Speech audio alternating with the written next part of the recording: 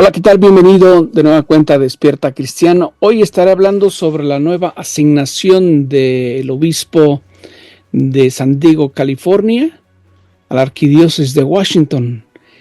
Esto implicaría dos cosas. Una, la protesta de varios que no están de acuerdo, incluyendo obispos norteamericanos. Y tal vez una ficha.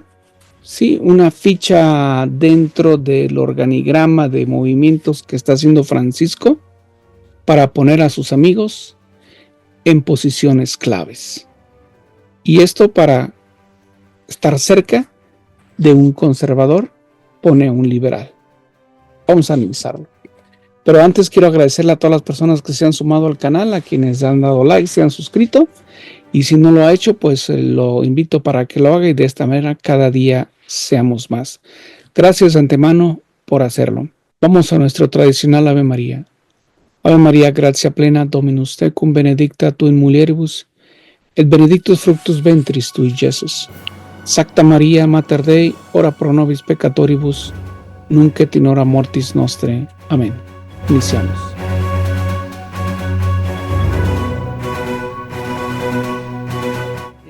En este momento, Francisco, desde la silla de San Pedro, ha nombrado al cardenal Robert McElroy, pro LGTB, obispo de San Diego, que dirige y ahora va a dirigir la arquidiócesis de Washington, D.C., ya que el cardenal Wilton Gregory se jubilará pronto. Me imagino, o sea, ¿cómo jubilarse? Pues sí es un trabajo, obviamente, y donde reciben un salario y donde reciben un sustento, etcétera, etcétera, pero jubilarse. ¿Acaso San Pedro, Pablo y todos los apóstoles se jubilaron porque cumplieron X cantidad de años? Esta de la edad lo puso malévolamente el Papa Pablo VI, porque ya cercada a su muerte, pues todavía había bastantes conservadores donde podría la línea liberal perder la línea de transformación de la iglesia que ya se venía generando desde la época de Juan XXIII, que fue quien la inició. Y malévolamente puso la edad de 75 años para que a partir de ahí, pues, todos renunciaran y se fueran a la jubilación.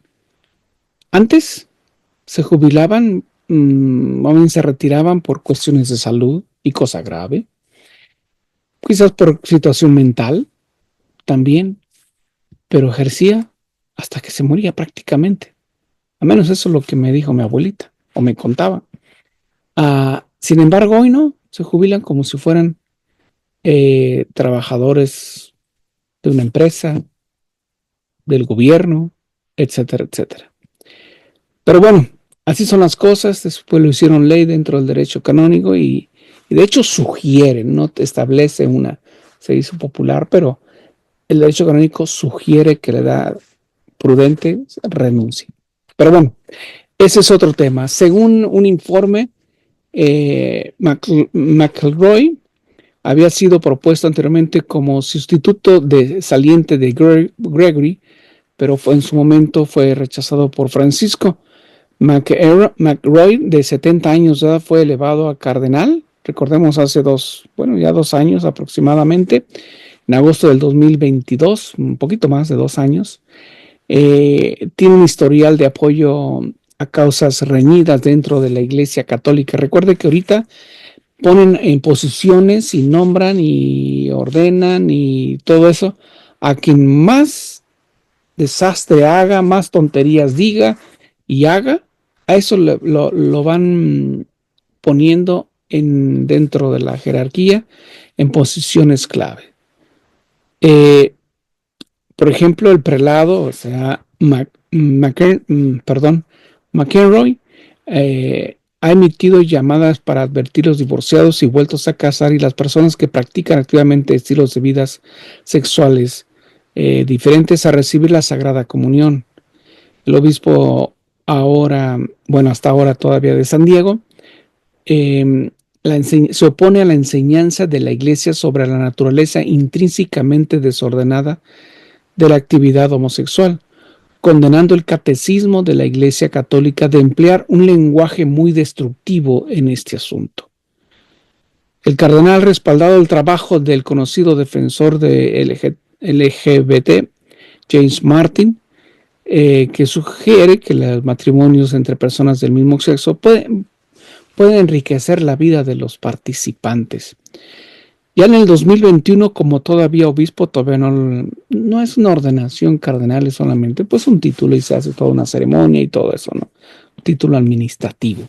Pero bueno, el ser obispo ya está ahí. Es el título máximo, la ordenación máxima. Dice en el 2021 como obispo, McElroy defendió la Sagrada Comunión de los políticos católicos que apoyan abiertamente el aborto, contrastando con la prohibición estipulada del Canon 915 del Código de Derecho Canónico, que dice lo siguiente: no deben ser admitidos a la Sagrada Comunión a los excomulgados y los que están entredicho después de la imposición o declaración de la pena, y los que obstinadamente persisten en un manifiesto pecado grave. Eso es lo que dice el Código de Derecho Canónico. Es un numeral 915. El canal también ha sido partidario de alterar la doctrina de la Iglesia sobre la ordenación sacramental de las mujeres al diaconado, utilizando el sínodo sobre la sinodalidad como plataforma para convocar un cambio de paradigma sobre la inclusión de las mujeres en la Iglesia.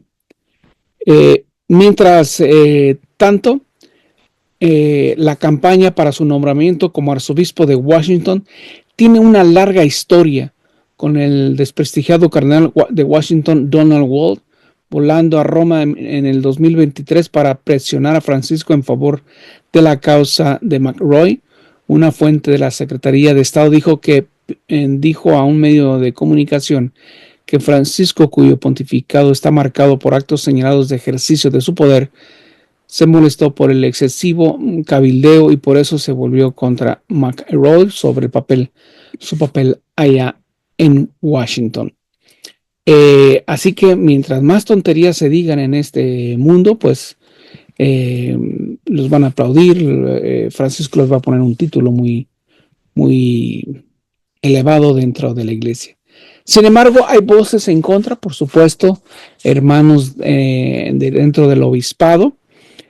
Por ejemplo, el obispo, bueno, mejor dicho, el arzobispo, obispo emérito de Taylor en Texas, donde Joseph Strickland, donde el mismo 6 de enero de este 2025, hace una pregunta. En noviembre se preguntó a los obispos de Estados Unidos, ¿qué hace falta?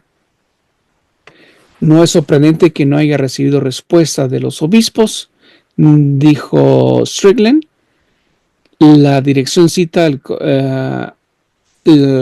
cardenal McElroy, arquidiócesis de Washington, D.C., vuelve a plantear la cuestión: ¿qué hace falta ahora? En su reflexión, el obispo Strickland ha levantado la voz en contra de esta decisión. Dice: la flagrante corrupción de Francisco y de los cardenales estadounidenses está en plena exhibición con el nombramiento de un clon de McCarrick para la misma arquidiócesis donde reinó su maldad hace 20 años. Todos los que amamos a Jesucristo y a su iglesia debemos alzar la voz contra estos lobos de la jerarquía. No podemos permanecer en silencio ante esta flagrante corrupción, dijo Strickland. Y todavía concluyó, dice: una vez más hago un llamado a mis hermanos obispos para que hablen y digan no a este constante menoscabo de la verdad que es Jesucristo. Todos necesitamos la voz de San Juan Bautista mientras llamamos a la cría de víboras del Vaticano: arrepentíos y creed en el Evangelio. No debemos permanecer en silencio mientras otros en el rebaño de la iglesia es cargado con un asalariado corrupto como pastor. Es interesante porque la misma posición de lo que dice aquí, esto es textualmente lo que escribió el obispo Strickland. Se lo voy a mostrar porque a veces me dicen, no, pues que no es cierto lo que tú pones, etcétera. Y aquí está en su página el obispo, lo que escribió el obispo, obviamente en inglés, pero ya se lo hemos traducido al español.